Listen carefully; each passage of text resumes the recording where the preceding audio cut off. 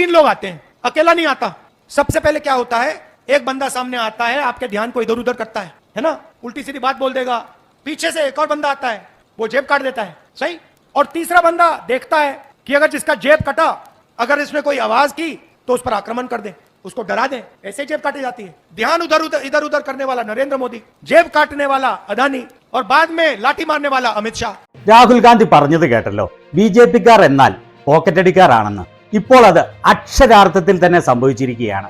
ഒരു സാധാരണക്കാരന്റെ പോക്കറ്റല്ല അടിച്ചിരിക്കുന്നത്, BJP-യുടെ ഏറ്റവും വലിയ ഇറച്ചിവെട്ടുകാരന്റെ പോക്കറ്റാണ് അടിച്ചിരിക്കുന്നത്. BJP-യിൽ വളരെയേറെ ഇറച്ചിവെട്ടുകാരുണ്ടെന്ന് നമുക്കറിയാം. എന്നാൽ അതിലുള്ള ഏറ്റവും വലിയ കശാപ്പുകാരൻ വേറെ ആരുമല്ല, മുൻ നക്സൽ, ഡിസ്കോ ഡാൻസർ, ബോളിവുഡ് നടൻ, BJP-യുടെ ബംഗാളിൽ നിന്നുള്ള MP മിഥുൻ ചക്രവർത്തിയാണ്. രാഹുൽ ഗാന്ധി ആ പ്രസംഗത്തിൽ പറഞ്ഞത് നരേന്ദ്രമോദിയും അമിത്ഷായും നിങ്ങളുടെ പോക്കറ്റ് അടിക്കാൻ അദാനിയെ സഹായിക്കുകയാണ് എന്നാണ്. മിഥുൻ ചക്രവർത്തി ഏതാനും നാൾ മുമ്പ് ബംഗാളിൽ ഒരു പ്രസംഗത്തിൽ പറഞ്ഞത് മുസ്ലിങ്ങളെ വെട്ടിനുറുക്കി കുഴിച്ചു മൂടുമെന്നാണ്. അയാൾക്കെതിരെ 2 FIR-കളാണ് ഇതിന്റെ പേരിൽ ഫയൽ ചെയ്തിരിക്കുന്നത്. സാധാരണ സംസ്കാരമുള്ള ജനവിഭാഗങ്ങളിൽ ഇങ്ങനെ സംസാരിക്കുന്ന ആളുകൾ ഒറ്റപ്പെട്ടു പോവുകയും അവരുടെ രാഷ്ട്രീയ ഭാവി അവസാനിക്കുകയുമാണ് ഉണ്ടാവുക. എന്നാൽ നോൺ ബയോളജിക്കൽ രാജ്യത്ത് ഇങ്ങനെയുള്ളവർക്ക് ഡിമാൻഡ് 10 മടങ്ങ് വർദ്ധിക്കുകയാണ് ചെയ്യുന്നത്. ഇയാളുടെ ആ പ്രസംഗത്തിന് ശേഷം BJP-യുടെ തെരഞ്ഞെടുപ്പ് പ്രചാരണ രംഗത്ത് ഇയാൾക്ക് വലിയ ഡിമാൻഡാണ്. അങ്ങനെ ജാർഖണ്ഡിലെ ഒരു തെരഞ്ഞെടുപ്പ് പ്രചാരണ യോഗത്തിൽ എത്തിയപ്പോഴാണ് ഇയാളുടെ പോക്കറ്റ് അടിച്ചത്.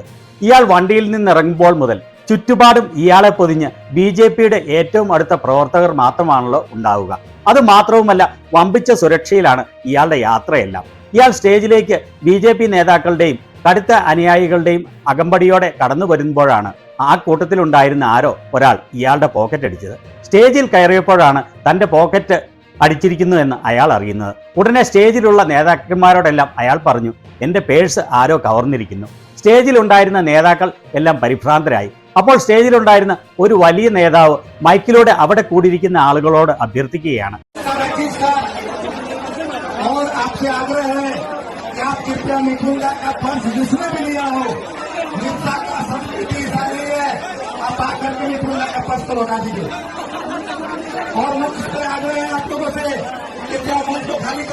ദയവായി മിഥുൻ ദാദയുടെ പേഴ്സ് അടിച്ചെടുത്തവർ അത് തിരിച്ചു കൊടുക്കണമെന്ന്. പല പ്രാവശ്യം മൈക്കിലൂടെ അഭ്യർത്ഥിക്കുകയാണ്, ദയവായി പേഴ്സ് കവർന്നെടുത്തവർ തിരിച്ചു കൊടുക്കണമെന്ന്. പക്ഷേ ആ പേഴ്സ് തിരിച്ചു കൊടുക്കാൻ കവർന്നയാൾ തയ്യാറായില്ല. അറിയാതെ ആൾക്കൂട്ടത്തിനിടയിൽ നിലത്ത് വീണു പോയതാണെങ്കിൽ ആർക്കെങ്കിലും ലഭിച്ചുവെങ്കിൽ അവർ അത് തിരിച്ചു കൊടുത്തേനെ. എന്നാൽ അറിഞ്ഞുകൊണ്ട് പോക്കറ്റ് അടിച്ചവർ ഒരിക്കലും അത് തിരിച്ചു കൊടുക്കത്തില്ലല്ലോ. ഇയാളുടെ കസേര കാക്കാൻ നാട്ടുകാരെ കൊണ്ട്, വിവേകമില്ലാത്ത BJP പ്രവർത്തകരെ കൊണ്ട് അയാൾക്ക് അക്രമം നടത്തണം. അവർ ഇയാൾക്ക് വേണ്ടി വെടിയേൽക്കണം. ഇയാളുടെ ബംഗാളിലെ ആ പ്രസംഗം കേട്ടിട്ടില്ലാത്തവർക്ക് വേണ്ടി ഇതാ കേട്ടുകൊള്ളൂ. कुछ भी करेंगे, कुछ भी। मैं होम मिनिस्टर साहब के सामने बोल रहा हूं, कुछ भी के अंदर बहुत सारे मतलब छुपा हुआ है। हम राजनीति किए भैया, खून की राजनीति की हमने, लेकिन एक दिन आएगा जब हम तुमको काट के भागीरथी नहीं, तो भागीरथी हमारी माँ है, पुण्य माँ है, तुमको तुम्हारी जमीन के अंदर तुमको फेंकेंगे उधर। हमको वो कार्यकर्ता चाहिए जो सामने आके लड़ेंगे।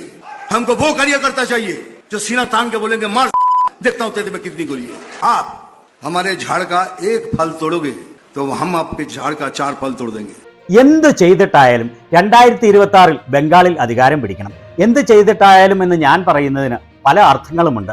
ആഭ്യന്തരമന്ത്രിയുടെ മുന്നിൽ നിന്നാണ് ഞാൻ ഇത് പറയുന്നത്. ഞങ്ങൾക്ക് അധികാരം കിട്ടിയാൽ നിങ്ങളെ നദിയിൽ എറിയുകയല്ല ചെയ്യുക, മറിച്ച് വെട്ടി തുണ്ടം തുണ്ടമാക്കി നിങ്ങളുടെ മണ്ണിൽ തന്നെ കുഴിച്ചു മൂടും.